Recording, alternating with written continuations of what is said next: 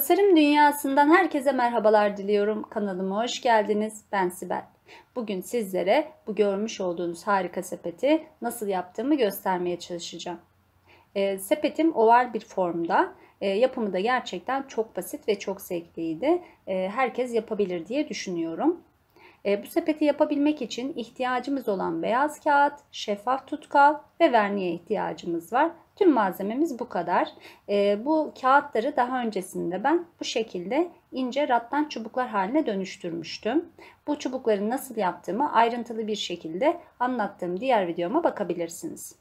Çubuklarım tam kurumadan hafif nemliyken bu işlemi yapmaya başlıyorum. Eğer çubuklarınız çok kuruysa bir sprey şişesinin içerisine su koyup içerisine de bir yemek kaşığı vernik koyarak arada bu sprey şişesinden su püskürterek de işleminizi daha kolay hale getirebilirsiniz. İlk öncelikle 12 tane rattan çubuğu elime aldım. İkişerli ikişerli olarak koyuyorum.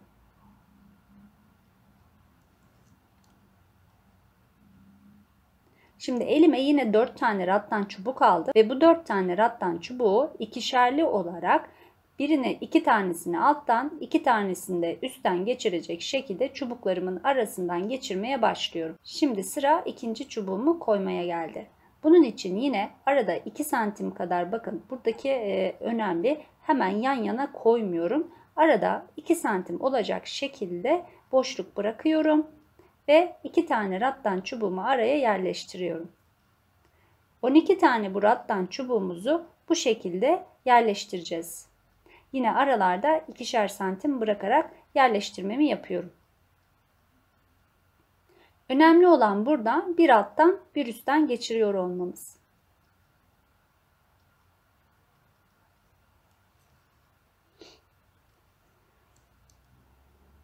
Çubuklarımı şekilde gördüğünüz gibi yerleştirdim. 12 tane rattan çubuğum var.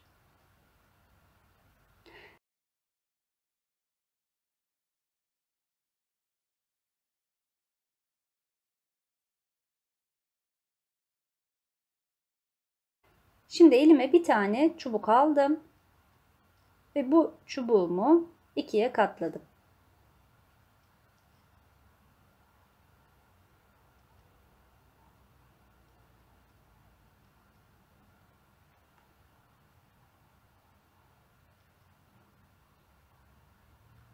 Belli olması için de başlangıç noktasının hemen küçük bir bantla yerimi belli ediyorum. Şimdi bu elimdeki ikiye katlamış olduğum çubuğu bir alttan bir üstten, yani bir tanesini alttan geçirirken diğerini üstten geçirecek şekilde bu daha öncesindeki yapmış olduğum 12 tane rattan çubuğu aralarından geçiriyorum. Sonuna geldiğimde 4 tane bakın çubuğum var. Bu çubukları da ikişerli olarak ayırıp yine aynı şekilde 2 tane bu çubuğumun arasından bir alttan bir üstten olacak şekilde geçiriyorum. Aslında sepet örgünün mantığı hep aynıdır. Bir tanesi alttan, diğeri üstten olacak şekilde ilerlemeye devam edersiniz ve bu işlemi her seferinde devam ettirirsiniz. Çubuklarımız bir müddet sonra kısalacaktır. Bunun önüne geçebilmek için hemen uç kısımlarına yapıştırıcıdan biraz sürdüm ve iç içe geçiriyorum. Geçirmekte zorlanırsanız bu çubuklarınızı birazcık elinizle hafifçe ezerek bu şekilde de iç kısma doğru iç içe geçirebilirsiniz.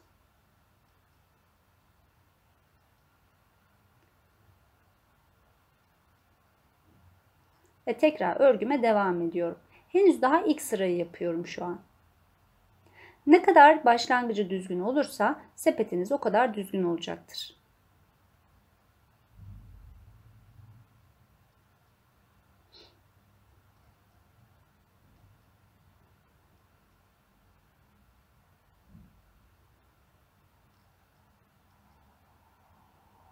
Şimdi yine diğer uç kısma geldim. 4 tane çubuğumu ikişerli olarak ayırdım ve bu çubuklarımın arasından ikişerli olarak geçiriyorum. Yine bir alttan bir üstten olacak şekilde bu geçişlerimi yapıyorum. Birinci sıramızı tamamladık.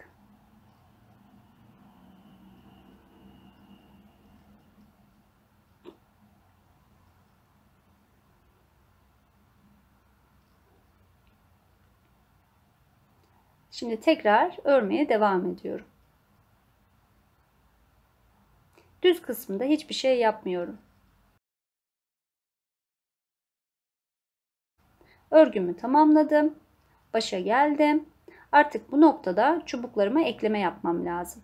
Çünkü iki çubuğun arasındaki mesafe 2 santimi geçtiği zaman öreceğimiz sepetimiz düzgün olmayacaktır. Her seferinde bu 2 santimden fazla olduğunda araya çubuk eklememiz lazım. Şimdi ben bu 4 tane çubuğumun bir sağ tarafından bir de sol tarafından birer tane ekleyerek çubuk sayımı 6 taneye çıkartıyorum.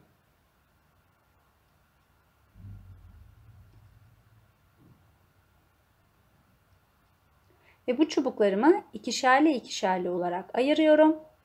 Yine götürmüş olduğum çubuğumu bir alttan bir üstten olacak şekilde aralarından geçiriyorum. Aslında yapması anlatmasından çok daha kolay. Köşemi bakın oluşturdum. Aralarındaki mesafem çok fazla yok. 2 santim şu an. Diğer uç kısma kadar geliyorum. Yine 4 tane çubuğum var. Burada da yine 4 tane çubuğumun sağından ve solundan birer tane ekleyerek 6 taneye çıkartıyorum. Bunu yaparken herhangi bir şişten yardım alabilirsiniz ya da tornavida kullanabilirsiniz ya da herhangi ucu sivri olan bir eşyayla bu kısımlarından eklemelerinizi yapabilirsiniz. 6 tane çubuğum oldu. İkişerli ikişerli olarak ayırdım ve tekrar örgüme devam ediyorum. Önemli olan burada her iki tarafında da aynı işlemi yapabilmek. Eğer bir tarafında artırma yapmışsak diğer tarafında da yine artırma yapmamız lazım. Bu şekilde birkaç sıra kadar örmeye devam ediyorum. Şimdi her seferinde aynı yerden artırmalarımı yapıyorum. Bakın bu kısımda artık 2 santimden daha fazla mesafemiz oldu. Bu mesafeyi kapatabilmek için yine artırma yapıyorum. Bu sefer birer tane değil de her 2 tane çubuğun sağından ve solundan birer tane olacak şekilde artırmamı yapıyorum. Sağından bir tane ekledim. 2 tane çubuğumun. Bir de aynı çubuğumun sol tarafından ekliyorum. Yani 2 tane çubuğumu 4 taneye çıkartıyorum. Ortadaki olan 2 taneyi boş bıraktım. Onun yanındakine yine 2 tane sağından ve solundan ekliyorum.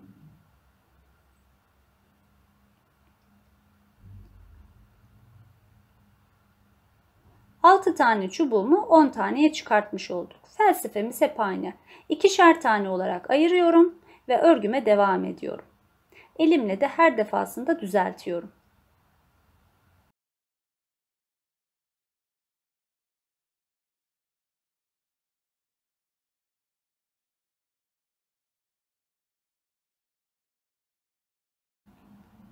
Bakın mantık hep aynı. Bir alttan bir üstten. Bu çubuklarım çok uzun olduğu için gerçekten alana sığdırmak o kadar zor oldu ki anlatamam. Bunun için de çekimi birazcık zorlandım açıkçası yaparken. Şimdi tekrar köşeye geldim ve bu köşeyi de yine ikişer tane artırdım ve toplamda 10 taneye çıkardım. Yine ikişerli ikişerli ayırarak örgüme devam ediyorum. Artırmalarımızı hep başta ve sonda yapıyoruz. Kenarlarını yaparken artırma yapmamıza gerek yok. Bu kısımlarını 2 santim olarak yapmıştık. Bakın yine 2 santimden fazla oldu aradaki mesafemiz. Bu mesafeyi kapatabilmek için hemen sağından ve solundan birer tane ekleyerek sayımı 4'e çıkartıyorum. Ve ikişerli olarak ayırıp sonra örgüme devam ediyorum. Bu işlemi yaparken bakın bir tarafında hem sağdan hem solundan aynı taraftan aynı sayıda artırma işlemini yapmanız lazım. Bunu yaptıktan sonra bakın ortadakinde de yine aynı şekilde bir mesafede fazlalık fark ettim. Yine aynı şekilde orta kısmına da birer tane artırmak istiyorum. Hem sağından hem de solundan birer tane artırarak ortayı da 4'e çıkardım.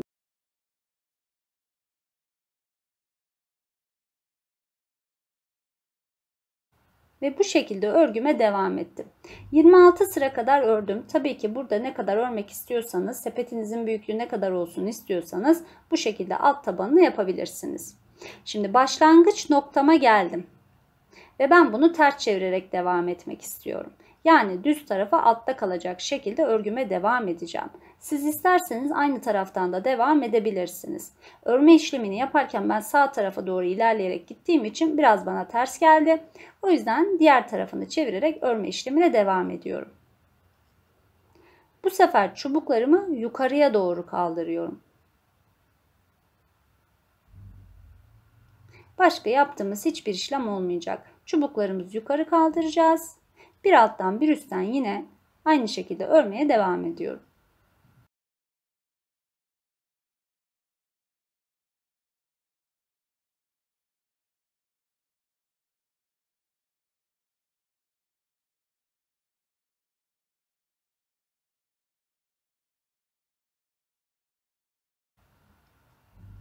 Oval bir sepetiniz varsa içerisine bu oval sepetinizi koyup kenarların daha düzgün olmasını sağlayabilirsiniz.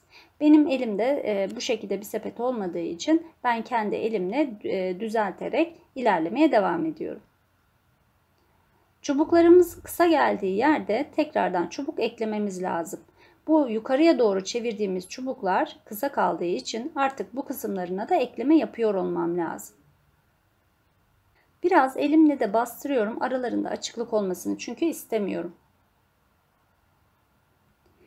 İstediğim ene ulaştıktan sonra artık sepetimizin kapama kısmına geldi.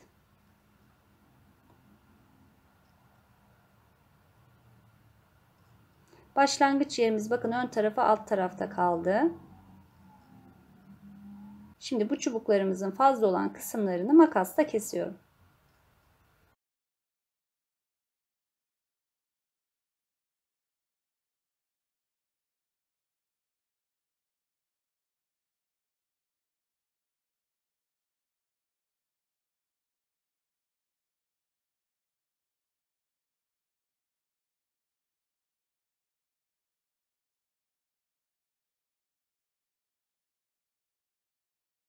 Makasla kestikten sonra uç kısımlarını şekilde gördüğünüz gibi uç kısımlarına yapıştırıcı sürerek içerisine doğru kıvırdım.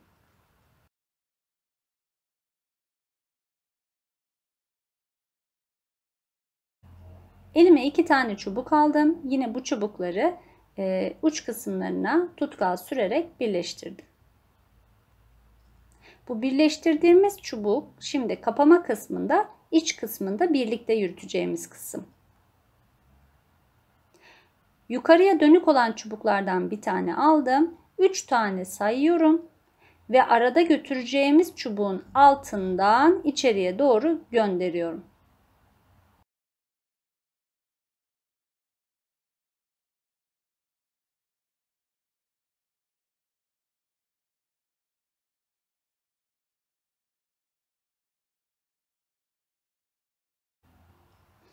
Tekrar bir tane daha çubuk aldım. 3 tane bıraktım.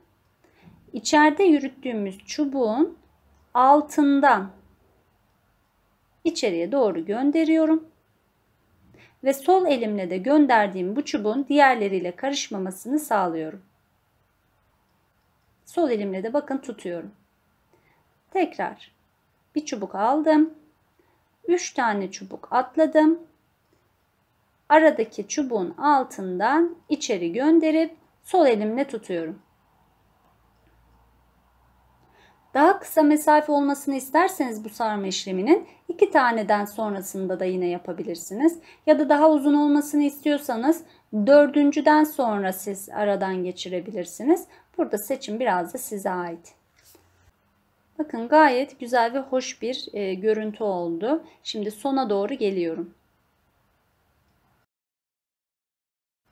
Son kısma geldim. 4 tane çubuğum kaldı. Bakın arada götürdüğüm çubuğum da bitti artık ve tekrar yeni bir çubuk eklemedim. Tekrar sıralamamız yine aynı olacak. 3 tane çubuk atlayıp dördüncünün yani çubuğu tabii iç kısmında olduğu için bu sefer arasından geçirerek bunun için de elimde bir şişten yardım alarak arasından geçiriyorum.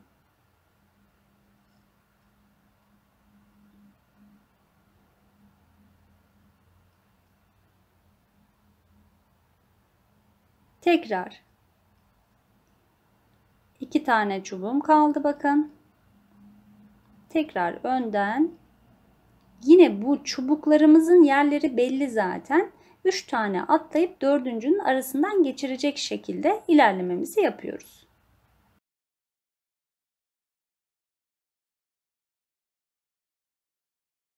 Son 2 çubuğum kaldı.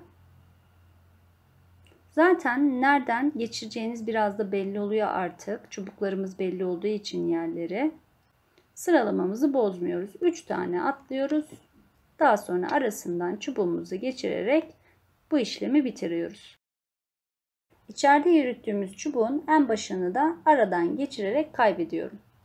Şimdi iç kısımda da bu çubuklarımızın açılmaması için iç kısmında da yine bir yürütme işlemi yapıyorum. Bunun için 2 tane çubuk atlayıp bakın sol tarafa doğru elime alıyorum. 2 tane çubuk atlıyorum. Sıradan 2 tane çubuktan atlayıp tekrar sol elime doğru veriyorum. Ve sol elimle tutuyorum bu çubuklarımı. Sıralamamız hep aynı şekilde olacak. 2 tane çubuk atlayıp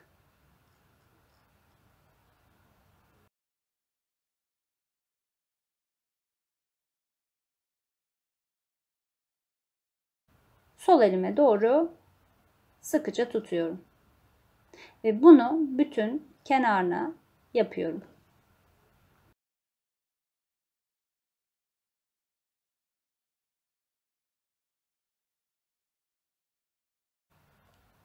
Gayet de güzel bir şekilde kapamamızı sağlamış oluyoruz bu şekilde.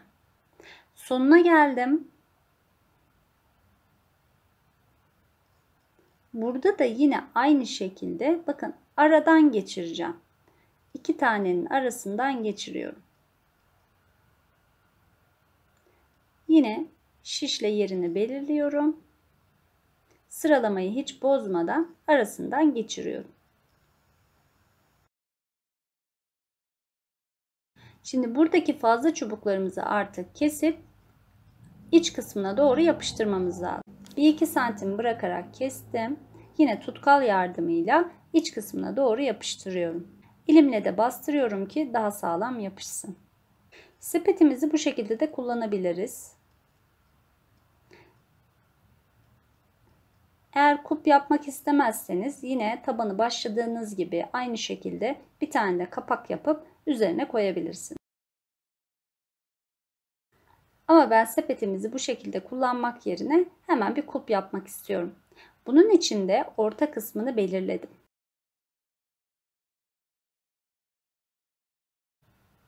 Ve şişimle birazcık orada açıyorum. Ve 3 tane çubuğumu bu aradan çıkartıyorum. Çubuklarımı çıkarttıktan sonra ortadan ikiye katlıyorum. Elimle düzelttikten sonra kağıt bantla bantlıyorum. Şimdi bu 3 tanenin diğer yanındaki 2 çubuk bizim dikey çubuklarımızdı. Bu sefer de onun diğer tarafından yine 3 tane çubuğumu yerleştiriyorum.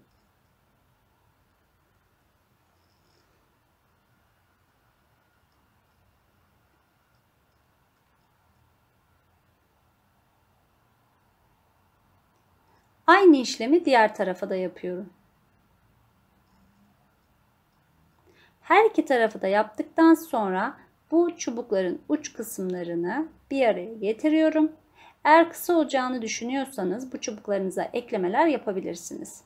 Ben yeterli diye düşünüyorum. O yüzden bu iki çubuğu bir araya getirip yine kağıt bantla bantlıyorum.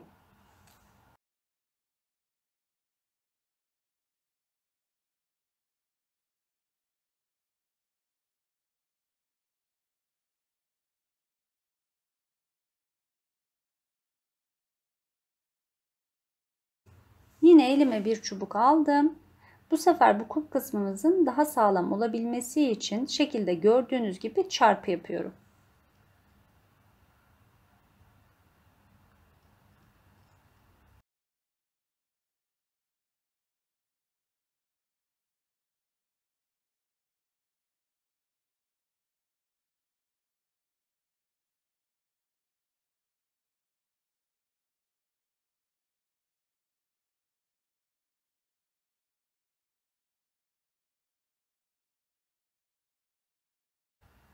Bu çarpıyı 2 kat olarak yapıyorum.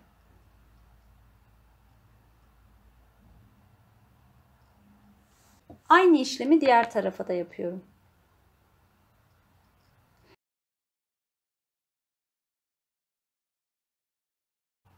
Kulpun etrafını sıkı bir şekilde sarıyorum.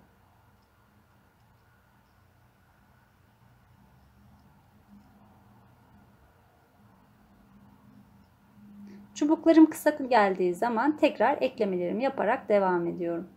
En sonki kısımda yine aralardan geçirerek tutkal yardımıyla yapıştırıyorum.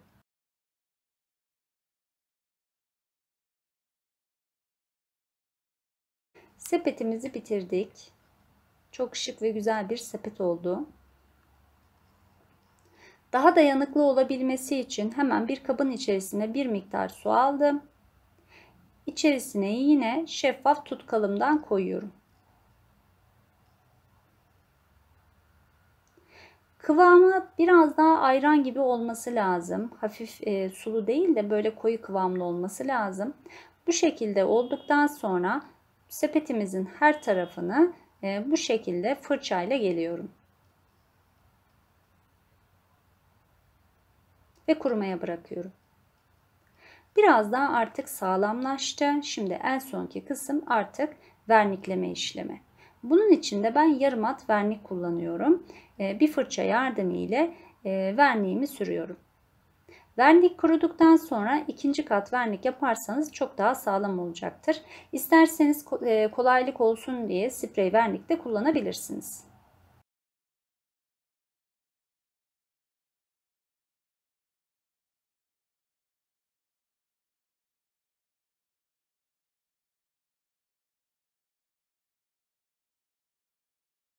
Sepetimizi bitirdik. Ben sepetime örgülerimi koymak istiyorum. Yani yaptığım işleri yaparken içerisine iplerimi koymak için yaptım bu sepeti.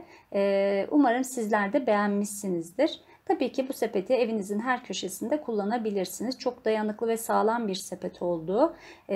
Bu sepeti silebilirsiniz. Eğer vernik işlemini güzel bir şekilde yaparsanız hatta bir müddet sonra yıkayabilirsiniz bile. Bir sonraki videomda tekrar görüşmek dileğiyle. Kendinize çok iyi bakın. Hoşça kalın.